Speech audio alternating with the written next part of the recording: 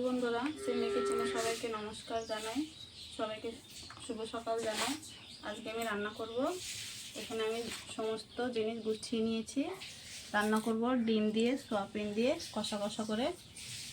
সোয়াবিনটা আমি গরম জলে ভিজিয়ে ধুয়ে চিপে নিয়েছি, ডিমটাও সিদ্ধ করে নিয়েছি, আলুটাও কেটে ভালো করে ধুয়ে নিয়েছি। আজকে রান্না করব একটু নতুন পদ্ধতিতে, তোমরা ভিডিওটা সম্পূর্ণ দেখতে থাকো। এখানে আমি একটা কাঁচা ডিম নিয়েছি আর বাকি ডিমগুলো সিদ্ধ করে নিয়েছি। কাঁচা ডিমটা আমি ভেঙে সয়াবিনের মধ্যে দেব।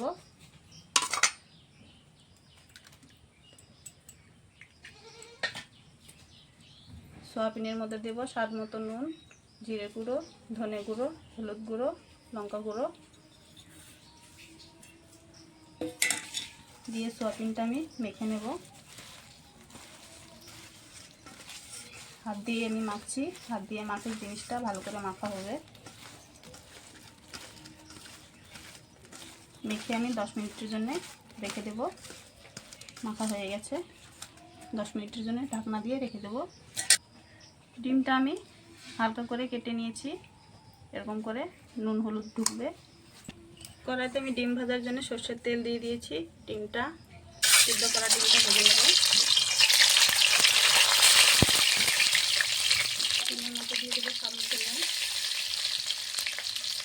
হলুদ গুঁড়ো, ভালো করে ভেজে নেব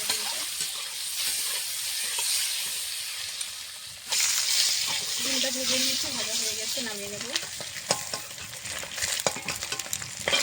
ডিমটা ভেজে তুলে নিয়েছি। এই তেলে আমি এখন কেটে ধুয়ে রাখা আলুগুলো ভেজে নেব।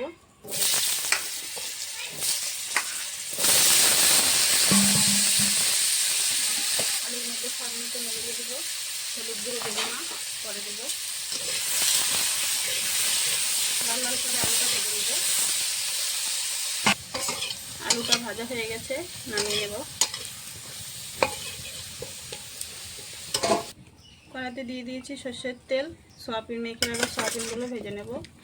ভালো করে সয়াবিনটা ভাজতে হবে।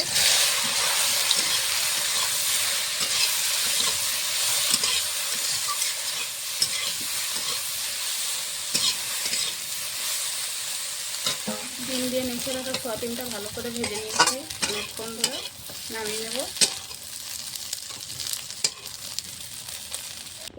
কড়াইতে আমি সরষের তেল দিয়ে দেবো।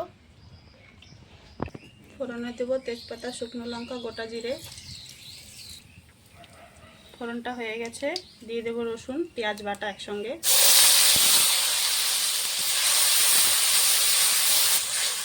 পেঁয়াজ রসুনটা ভালো করে কষিয়ে নেব।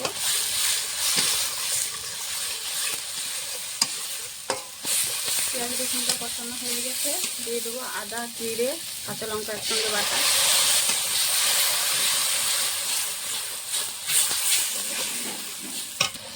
আদা জিরে লঙ্কা বাটিয়ে দিয়েছি, হালকা করে কষিয়ে নিয়েছি। দিয়ে দেবো ধনে গুঁড়ো,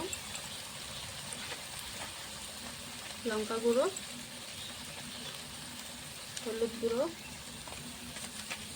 স্বাদ মতো নুন দিয়ে মশলাটা ভালো করে কষিয়ে নেব।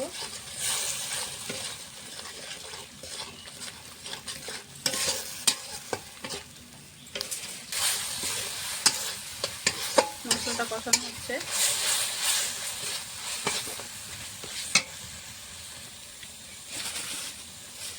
মশলাটা কষানো হয়ে গেছে, তেল ছেড়ে দিয়েছে উপর দিয়ে। ভেজে রাখা আলু সয়াবিনটা দিয়ে দেবো। ভেজে রাখা ডিমটাও দিয়ে দেবো। আলু সয়াবিন ডিম দিয়ে মশলা দিয়ে একসঙ্গে কষিয়ে নেব ভালো করে।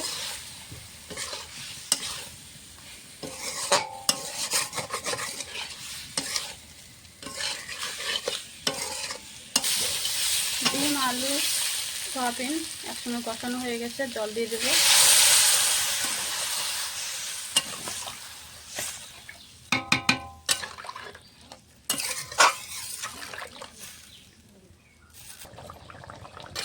তরকারিটা হয়ে গেছে, নামিয়ে নেব। গরম মশলার গুঁড়ো দিয়ে তরকারিটা নামিয়ে নেব।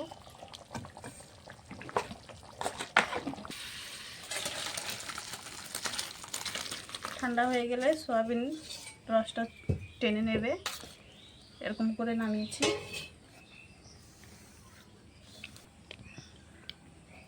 ডিম দিয়ে সয়াবিন দিয়ে কষা কষা করে রান্না করেছি। তোমাদেরকে যদি এই রেসিপিটা ভালো লাগে অবশ্যই লাইক কমেন্ট শেয়ার সাবস্ক্রাইব করে দেবে। আজকের মতন রান্নাটা